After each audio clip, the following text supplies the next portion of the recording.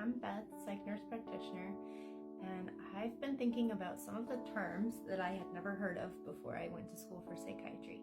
So the two that I'm going to talk about I think are important because some people may have experienced this thing, but they didn't know that it was actually a thing and that there was a word for it, because people who have experienced it probably felt super uncomfortable and maybe embarrassed, so they didn't want to talk to anyone about it.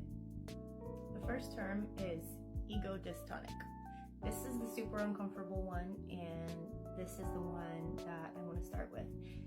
It's very commonly experienced and probably most closely associated with the diagnosis of OCD, which is obsessive compulsive disorder. When people experience ego dystonic thoughts, a lot of times they're intrusive in nature, meaning that nothing happened that reminded you of them and nothing triggered them. They just popped in your head out of nowhere, completely unwelcomed and uninvited, and they are highly, highly, highly uncomfortable. They can come along with anxiety in general, and I also tend to hear about them quite a bit in women who experience postpartum anxiety. An example of an ego dystonic thought would be an image popping in your head, or a concept, the thought of murdering somebody or like doing very violent things.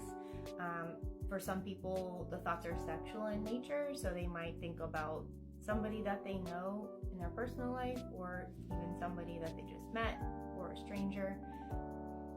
The thoughts can involve doing something with them or doing something to them, and when the thoughts pop up, they feel super icky and uncomfortable. So that is where the difference is. And that's also the reason why a lot of people who experience this don't talk about it. They worry that they might actually be a pedophile, or that they might actually want to be a murderer or a serial killer. The difference between an actual pedophile or an actual serial killer is that those people actually enjoy those thoughts. People who are not a serial killer, a pedophile, or whatever else feel super uncomfortable, like unbearable. They want to crawl out of their skin, or I guess crawl out of their brain, because they do not want to experience that thought. It's so super distressing to them.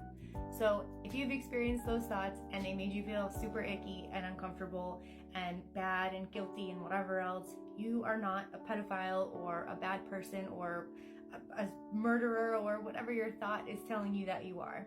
This is your anxiety being an a-hole. The other term, ego syntonic, would speak to those other people that I just mentioned. When they have those thoughts, it makes them feel good and warm and fuzzy inside. These terms come from your ego being your true self, and syntonic, meaning your thoughts being in sync with how you actually feel in your true self, or dystonic, meaning that these thoughts completely contradict your true self and what you really think and feel.